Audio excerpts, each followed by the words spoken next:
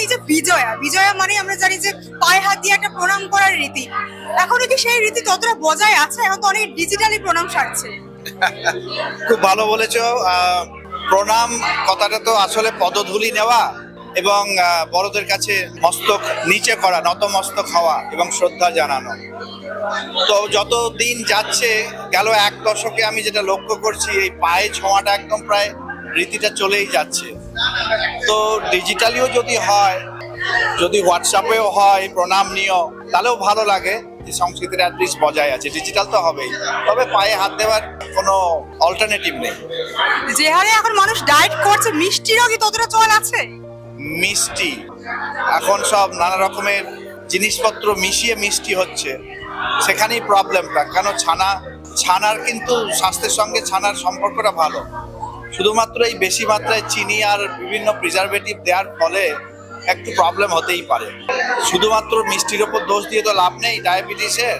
আমরা হাঁটা চলা, দৌড়াদৌড়ি, এক্সারসাইজ যদি না করি, একটা ডায়াবেটিস আর যাবে কোথায়? আমরা অনেক উঠতি প্রতিভা দেখছি, তাদের যে লেখার ধরনী আপনাদের সময় যে ধরনী ছিল, কোথাও কি একটা তফাৎ দেখেন মানে সেই সাহিত্য চর্চা? তফাৎ তো হবেই, জেনারেশন গ্যাপ তো একটা বলে জিনিস আছেই, যে এক জেনারেশন থেকে পরের জেনারেশনের বিষয়বস্তু এবং তার যে লেখার যে শৈলী, সেগুলো তো পরিবর্তন হওয়াটাই স্বাভাবিক, না হওয়াটাই অস্বাভাবিক। কিন্তু বিষয়বস্তু যখন আর মানুষের সঙ্গে থাকে না, তখনই প্রবলেমটা হয়।